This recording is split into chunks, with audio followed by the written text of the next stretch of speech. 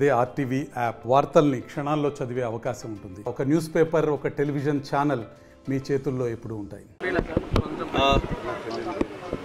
కడప పట్టణ ప్రజలకు, పట్టణంలో ఉండేటటువంటి పార్టీ నాయకులకు అందరికి కూడా మనకు కడప పట్టణము స్ట్రాంగ్ రూమ్ ఉంటుంది. జిల్లా నుంచి నలుమూలల నుంచి అందరూ కూడా నాయకులు వస్తారు, వాళ్ళ ఫాలోయర్స్ వస్తారు. స్ట్రాంగ్ రూమ్ ఉంటుంది, ఎన్నికలు ఉంటాయి కాబట్టి చాలా 144 ఉంటుంది, 30 పోలీస్ యాక్ట్ ఉంటుంది, election commission of India rules and regulation implement చేయాల్సి వస్తుంది.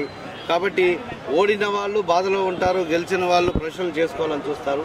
ప్రశ్నలు చేసుకోవడం కానీ గుంపులు కొట్టడం కానీ చేయకుండా మీరందరూ కూడా, మీ మీడియా కూడా మాకు సహకరించి ఎలాగూ ఎన్నికలు అందరం కలిసి ప్రశాంత వాతావరణంలో జరుపుకున్నాము.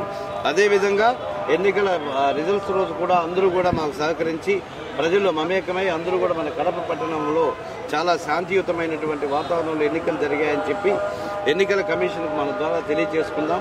ఈ మెసేజ్ని మన జిల్లా ఎస్పీ గారు సిద్ధార్థ్ కౌశల్ సార్ తనగా అందరి ప్రజలకు, నాయకులకు చెప్పమని చెప్పడంతో మేమందరం సార్ తరఫున మీకు మేము ఆ మెసేజ్ పాస్ ఆన్ చేస్తున్నాం.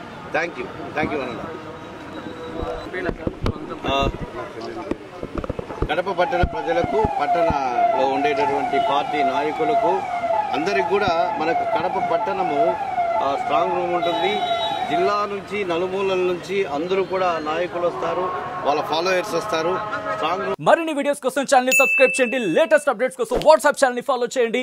అండ్ లింక్ డిస్క్రిప్షన్ లో ఉంది.